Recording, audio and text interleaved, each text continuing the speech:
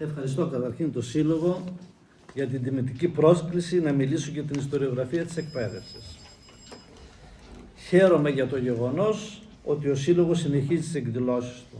Όπως είπα και στην προηγούμενη εκδήλωση, με τον Σύλλογο με συνδέουν ιδιαίτεροι δεσμοί, καθώς διατέλεσα προσωρινός πρόεδρος και για 2 χρόνια τακτικός πρόεδρος, πραγματοποιώντας με τους συνεργάτες μου τις πρώτες εκδηλώσεις.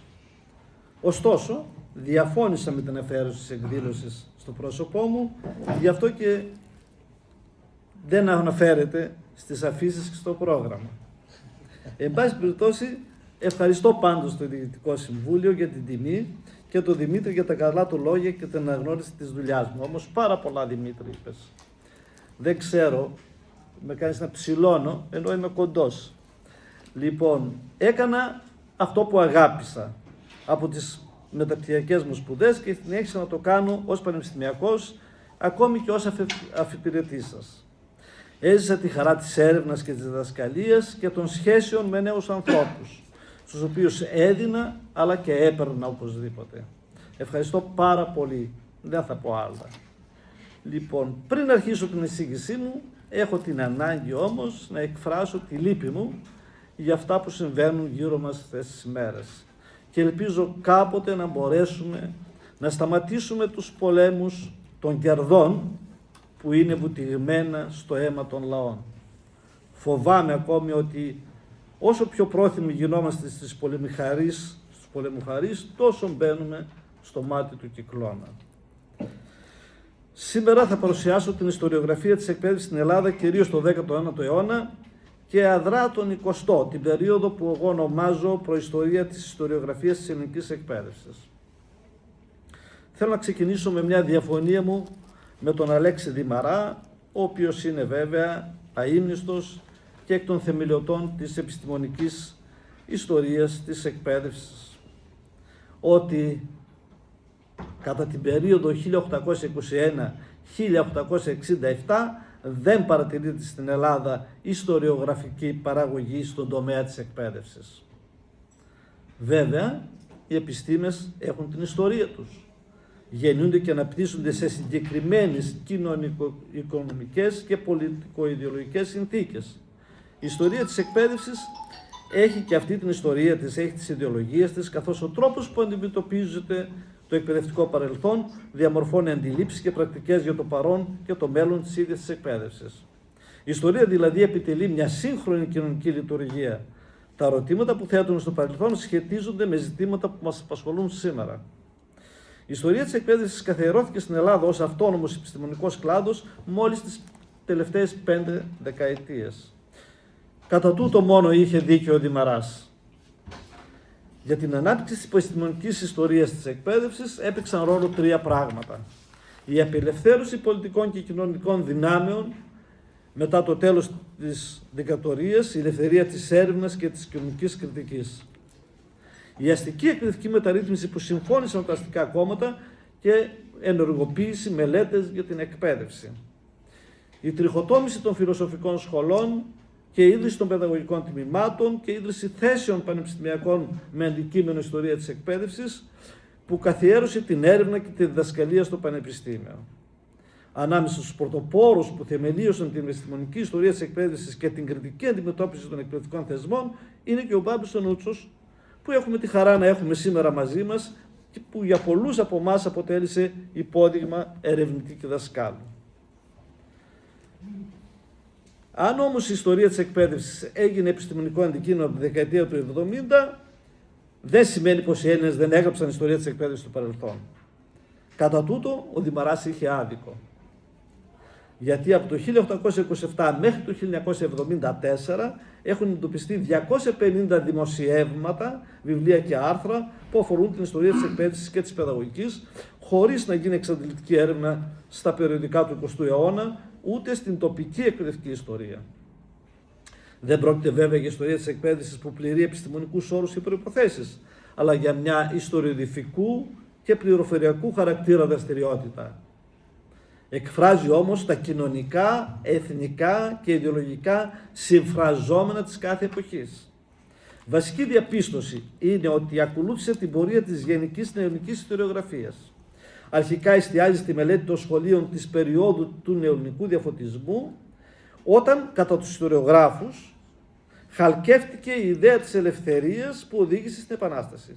Όταν ολοκληρώνεται το παπαρηγοπούλιο σχήμα, στρέφει το ενδιαφέρον τους τόσο προς το απόλυτο παρελθόν, αρχαιότητα, Βυζάντιο, κάτω χρόνους της Οθωμανικής κυριαρχίας, κάτω χρόνους λέμε τους πρώτους αιώνες, τους λεγόμενους νεκρούς κάτω χρόνους, για να νομιμοποιήσει τη διαχρονική συνέχεια του έθνους, αλλά και στον ίδιο το 19ο αιώνα και στον 20ο αργότερα, για να αποτιμήσει την αποτελεσματικότητα των εκπαιδευτικών θεσμών και να συμβάλλει στη χάραξη πορείας ώστε να ανταποκριθούν καλύτερα στις κυρίαρχες εθνικές και ιδεολογικές ανάγκες. Έτσι, από το 1827 ως το 1860 έχουμε ιστορία των γραμμάτων και των σχολείων με επικέντρωση στον ελληνικό διαφωτισμό και τη συσχέτισή τους με την Επανάσταση. Η πρώτη εργασία είναι του Ιάκωβου Ρίζου Νερολού, ιστορία των γραμμάτων παρά τις νεωτέρης Έλληνες, που εκδόθηκε στη Γενέβη του 1827. Πρέπει να είχε εκδοθεί και το 1824, δεν μπορούσα να την εντοπίσω. Στη γαλλική γλώσσα. Μια σύντομη αναδρομή στη σύντομη αναδρομή στην ιστορία των ελληνικών γραμμάτων από την αρχαιότητα απαξιώνει εντελώς την προσφορά της βυζαντινής περίοδου και αναζητά τις ρίζες της αναγέννησης των γραμμάτων στο 18ο αιώνα. Ξεκινά με τον Αλέξανδρο Μαυροκοντάτου και καταλήγει στον Κοραή, περιλαμβάνοντας τα έργα 20 διανοουμένων του διαφωτισμού, συνδέει έτσι την ανάπτυξη των γραμμάτων, τον προπλησιασμό των σχολείων και τη διάδοση των γνώσεων με την Επανάσταση. Ο Κούμας θα αφιερώσει στο 12ο τόμο της Ιστορίας των Ανθρωπίνων Πράξεων το 1832 ένα κεφάλαιο για την κατάσταση της παιδείας των νεωτέρων Ελλήνων. Και αυτός επικεντρώνει στην περίοδο του ελληνικού διαφωτισμού. Αναδεικνύει τα ρεύματα που διαμόρφωθηκαν το 18ο αιώνα στη γλώσσα και στο περιεχόμενο των σχολείων για να καταδείξει τη διάδοση του νεωτερικού πνεύματος σε βάρος του παραδοσιακού. Στα 1847 θα εκδοθεί η εργασία του Καστόρχη για τη σχολή της Δημητσάνας. Στην εργασία αναδεικνύεται πάλι η εκπαίδευση στην περίοδο του διαφωτισμού. Θεωρώντας σχεδόν νεκρή την προηγούμενη περίοδο, συνδέει άμεσα τη διάδοση των γραμμάτων με την Επανάσταση.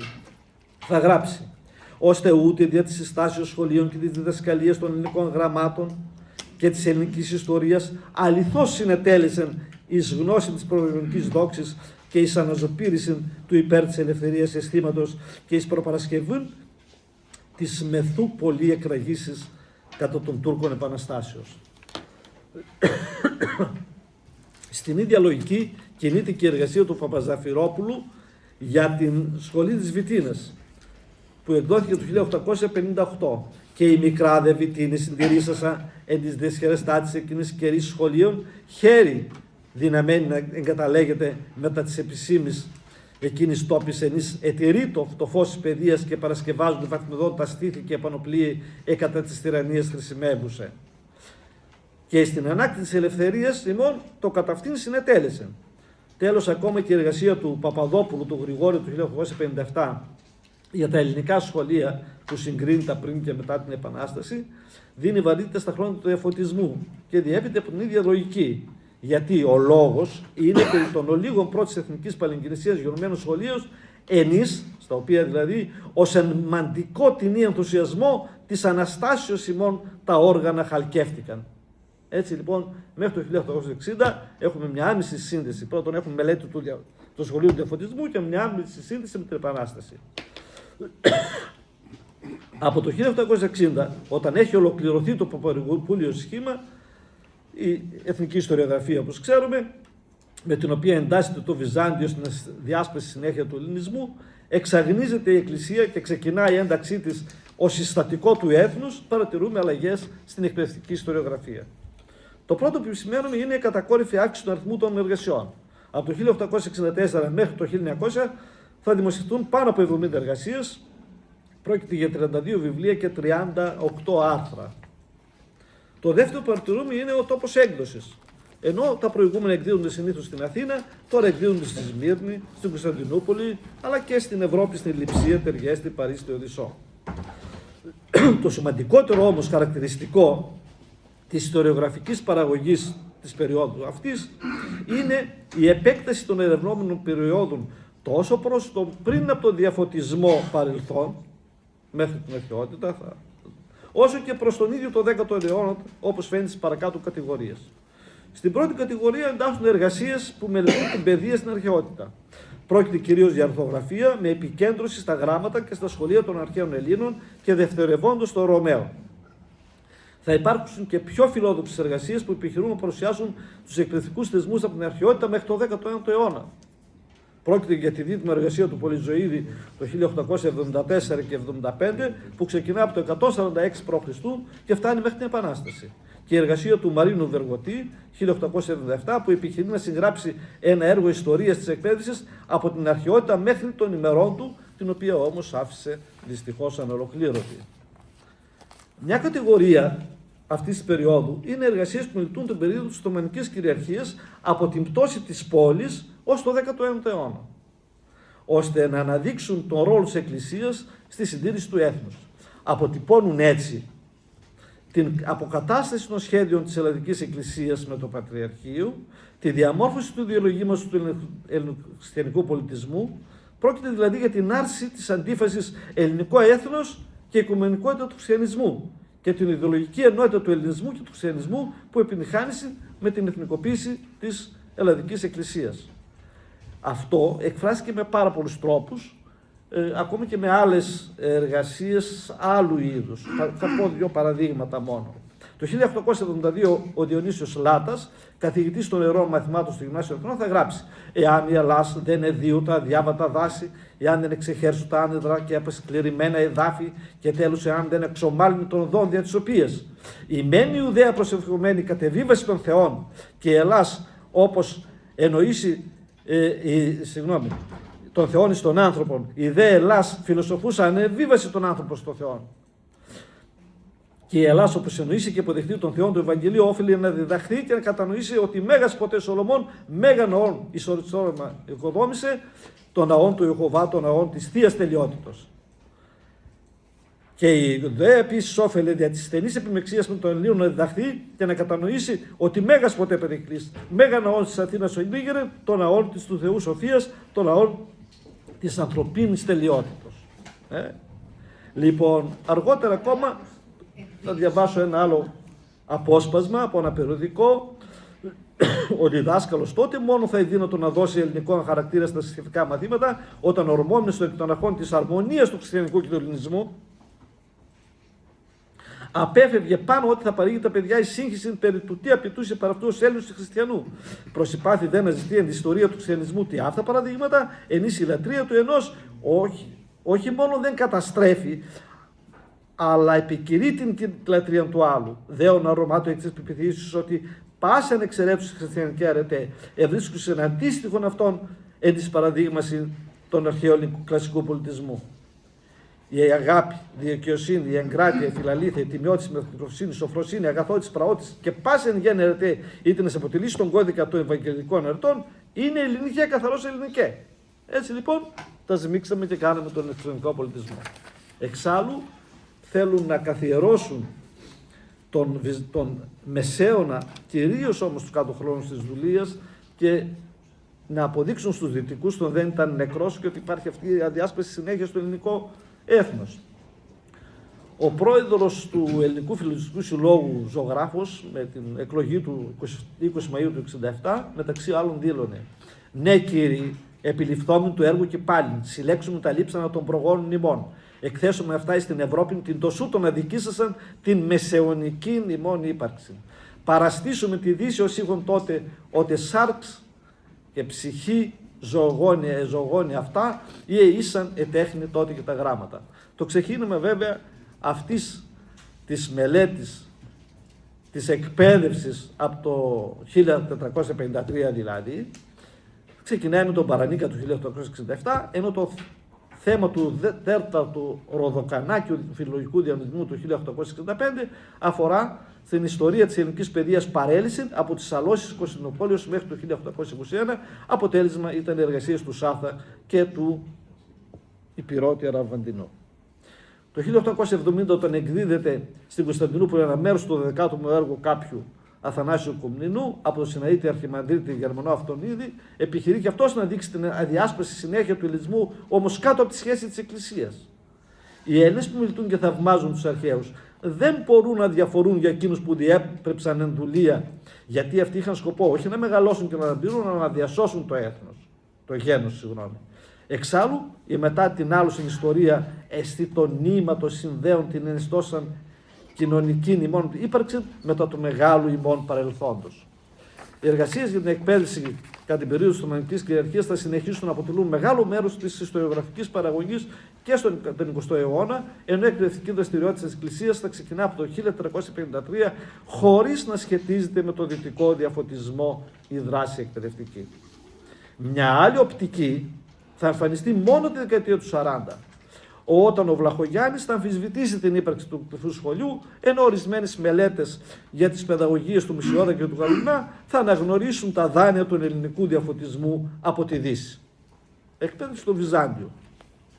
Προς το τέλος του 19ου αιώνα, όταν συστηματοποιούνται οι βυζαντινές σπουδές, θα εμφανιστούν και σχετικές εργασίες για την εκπαίδευση. Ο Μανουήλ Γεδεών, σε ομιλία του στη Σύνοδο της Διδασκαλικής Αδελφότητας της πόλης το 1893, δίνει πληροφορίες για το κύρος και τους μισθούς των δασκάλων στη Βυζαντινή περίοδο και το 1899 θα δημοσιεύσει σειρά άρθρων στην Εκκληστική Αλήθεια με αντικείμενο την εκπαίδευση στο Βυζάντιο. Το 1884 ιδρύθηκε η Χριστιανική Αρχαιολογική Εταιρεία, ενώ ο Παύλος Καρολίδης θα διδάξει στο Πανεπιστήμιο τη Βυζαντινή Ιστορία ως αυτόνομο μάθημα. Το 1908 θα εκδοθεί η εργασία του «Τα ελληνικά γράμματα κατά τους χρόνους του χριστιανικού ελληνισμού». Σε όλο τον 20ο αιώνα δημοσιεύονται πάρα πολλά άρθρα για την εκπαίδευση στο Βυζάντιο, ενώ ο Ξανάλατος θα δημοσιεύσει το 1939 το βιβλίο «Εργασία», τα σχολεία στο Βυζάντιο και ο Τσαμπής το 1963 η παιδεία στο Βυζάντιο, που το εξέδιδε και στην δικτατορία. Λοιπόν, η εκπαίδευση στο ελληνικό κράτος. Οι εργασίες που μελετούν την εκπαίδευση στο ελληνικό κράτος έχουν την αρχή του στην εργασία του Φίλιππου Ιωάννου το 1870 και στην εργασία του Δραγούμη το 1873. Δεν είναι τυχαίος ο χρόνος, είναι τότε που ξεκινάει η συζήτηση γύρω για την αποτελεσματικότητα του εκπαιδευτικού συστήματος και λίγο μετά το 1880 έχουμε αλλαγές στην εκπαίδευση, τις πρώτες αλλαγές. Λοιπόν, μέχρι το 1968 εντοπίζονται 22 εργασίες, βιβλία εννοώ, με πιο σημαντικές του Ξανθόπουλου το 1880, του Κύπρου το 1906, του Τζουμελέα Παναγόπουλου το 1933, του Λέφα το 1942 και βέβαια του Παπαδημητρίου το 1950. Με συγχωρείτε. Αν εξαιρέσουμε την εργασία του Λέφα, που ακουμπά σε πηγές κυρίως στην νομοθεσία, και του Παπαδημητρίου που στέκεται κριτικά απέναντι στον τρόπο διαμόρφωσης της λειτουργίας του Δημοτικού Σχολείου, οι περισσότερες δεν χρησιμοποιούν πηγές, βρίθουν πραγματολογικών λαθών και δεν στέκονται κριτικά απέναντι στα εκπαιδευτικά μας πράγματα, αλλά παραθέτουν με γραμμική σειρά τα εκπαιδευτικά γεγονότα και νομιμοποιούν την κρατική μέριμνα για τη μόρφωση του λαού. Κοντά στις τέτοιες κατηγορίες πρέπει να προσθέσουμε τις τοπικές εκπαιδευτικές ιστορίες, τέτοιες εντοπίστηκαν 30 περίπου, για τον Μετάνισσα, την Κύπρο, το Άγιο Όρος, την Κρήτη, Αίγυπτο, Ήπειρο, Σέρες, Μύριν, Λέσβο, Χίο, Ρόδο, Κο, Πεστερόλιζο, Σύμνα, Μακεδονία, Θράκη. Το βασικό χαρακτηριστικό και εδώ είναι η απουσία χρήσης πηγών και η έξαρση της προσφοράς των τοπικών αυτών σχολείων στη συντήρηση της εθνικής συνείδησης. Δηλαδή, προσπαθεί ο κάθε τοπικός ιστοριογράφος να δει ένα παράλληλο με την εθνική ιστοριογραφία. Οι ιστορίες συγκεκριμένων σχολών ή σχολείων συνολικά εντοπίστηκαν τέτοιες 49, εκ των οποίων 21 έχουν εκδοθεί το 19ο και 28 τον 20ο αιώνα, και εδώ οι περισσότερες εργασίες αφιερώνονται σε σχολές που λειτουργήσαν την περίοδο της Οθωμανικής κυριαρχίας. Την πρωτοκαθεδρία έχει βέβαια η Πατριαρχική Ακαδημία. Άπειρα άρθρα και άπειρα βιβλία. Οι σχολές που θα μελετηθούν περισσότερο εκτός από αυτήν θα είναι οι σχολές του Πηλίου, η Αθωνιάδα, η Πατμιάδα, ενώ από τις σχολές που λειτουργούν στο πλαίσιο του ελληνικού κράτους θα είναι η Ριζάριος, το Βαρβάκιο, η Σχολή Ευελπίδων. Εργασίες επιτυχιακές θα γραφούν και για την ιστορία του Πανεπιστημίου. Μία το 10ο αιώνα η γνωστή του Πανταζίδη και 14 τον 20ο αιώνα. 3 μόνο από αυτές μελετούν το Πανεπιστήμιο Θεσσαλονίκης.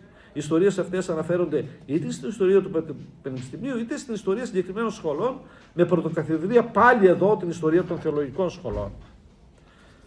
Οι προσωπογραφίες δασκάλων, διευθυντών των σχολών και πολιτικών που συνέβαλαν στην εκπαίδευση, όπως του Καποδίστρια, είναι μια μορφή ιστορίας της εκπαίδευσης και αυτή. Εντόπισα 34 τέτοιες, 10ο αιώνα και 24 στον 20ο αιώνα. Από τα πολιτικά πρόσωπα μονοπολεί το ενδιαφέρον Καποδίστριας με 5 εργασίες. Τον 20ο αιώνα συνεχίζεται το ενδιαφέρον για διανοούμενους της Οθωμανικής περίοδου, αλλά και του 19ου και του 20ου αιώνα, ακόμη όπως ο Φωτιάδης, ο Ψυχάρης, ο Δελμπούζος και ο Γλινός. Περιττό μάλλον να πω ότι οι προσωπογραφίες έχουν τον τύπο αγιογραφίας, με δε αυτής της προοδευτικής Μαρίας Θεασότης του Σχολείου Εργασίας, ενώ Αμαριώτου, για τον Κοκκόνη, εξαιρουμένης. Αγιογραφίες που συνεχίζονται μέχρι σήμερα, θα μας έλεγε ο Νότος. Ιστορίες ειδικών κατηγοριών τώρα, Ρωμά δεν υπάρχει, προσφύγων δεν υπάρχει. Ιστορίες γυναικών μέχρι το 1974 έχουμε μόνο 3, 2 της Λίζας Σκότου, η μία προπολεμικά και η άλλη μέχρι το 50 και μία εργασία του 1965 της Κούκου, της Ελένης Κούκου, για την Ορθόδοξη Μονή Ευγενών Ελληνίδων της Βενετίας. Ενώ για την επαγγελματική εκπαίδευση έχουμε 2 για την αγροτική εκπαίδευση, τη γεωργική εκπαίδευση του ζωγράφου του 1947 και του Μουσούρου του 1947 και τον Χουρέα Φένδρα, μία εργασία για την τεχνική και επαγγελματική εκπαίδευση. Τέλος, δεν σας κουράσω άλλο, πρέπει να αναφερθώ σε μία κατηγορία ιστορίας της εκπαίδευσης, την ιστορία της παιδαγωγικής που διδασκόταν στις σχολές μόρφωσης δασκάλων από το 1878 και στις σχολές επιμόρφωσης και δασκάλων και καθηγητών μέχρι το τέλος της περίοδου που επισκοπώ. Κοντά στη διδασκαλία της ιστορίας της παιδαγωγικής προσθέθηκε και μάθημα ιστορίας της κοινωνικής εκπαίδευσης με διάφορες ονομασίες σε διάφορες εποχές, τώρα δεν θα το αναλύσω αυτό, ενώ τα εγχειρίδια ιστορίας της παιδαγωγικής περιλάμβαναν εν παραρτήματι 10-15-20 σελίδες και την ιστορία της ελληνικής εκπαίδευσης. Πρόκειται για αυτήν που ο Αλέξης Δημαράς είχε ονομάσει θεσμική ιστορία της εκπαίδευσης. Έχουμε 12 τέτοιες ιστορίες της παιδαγωγικής, από το Σπαθάκι το 1881 και τον Σαμαρτζίδη το 1883 μέχρι το Ρίγα Αντώνιο το 1972. Κατά κανόνα είναι σύντομες, δεν χρησιμοποιούν πηγές, αποθεώνουν τους Έλληνες διανοούμενους και τις παιδαγωγικές τους ιδέες και το ρόλο της Εκκλησίας, περιγράφουν και νομιμοποιούν τον αγώνα του κράτους για τη μόρφωση του λαού. Θα κλείσω με γενικές παρατηρήσεις. Πράγματι, λοιπόν, παρά το γεγονός ότι υπάρχουν και σημαντικές εργασίες μέχρι το τέλος της δικτατορίας, η ιστοριογραφία της εκπαίδευσης κινείται συνολικά σε προεπιστημονικό επίπεδο. Υπήκουσε όμως σε ορισμένες ανάγκες. Στην ολοκλήρωση της εθνικής ιστοριογραφίας στο επίπεδο των γραμμάτων και των σχολείων.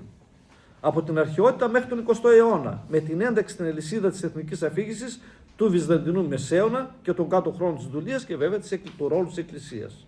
Στην ανάδειξη κυρίως του ρόλου της Εκκλησίας, βέβαια στην τήρηση του έθνους και στις ανάγκες και τις προσπάθειες αναμόρφωσης της εκπαίδευσης. Κάθε φορά δηλαδή που συζητιούνται αλλαγές στην εκπαίδευση, μελετιέται το παρελθόν να δούμε γιατί ήρθαμε εδώ που ήμασταν. Ένα βασικό χαρακτηριστικό του αντικειμένου αυτού ήταν ότι παρέμεινε έξω από το πανεπιστήμιο. Διδάχθηκε μόνο στις σχολές δασκάλων και στις σχολές επιμόρφωσης καθηγητών και δασκάλων, σε σχολές δηλαδή εξαρτημένες από το κράτος και με πρόγραμμα εκπονούμενο από το Υπουργείο. Οι συγγραφείς ήταν επίσης εξαρτώμενοι από το Υπουργείο επιθεωρητές, εκπαιδευτικοί, υπάλληλοι του Υπουργείου και τοπικοί λόγοι. Αυτό δεν επέτρεπε ούτε τη μελέτη και την κριτική αντιμετώπιση των πηγών, ούτε την ανάδειξη των αντίθετων απόψεων στην εκπαίδευση από αυτές που κυριάρχησαν, καθώς οι λογικές και ανάγκες του Υπουργείου κατεύθυναν τις προσεγγίσεις των ιστοριογράφων.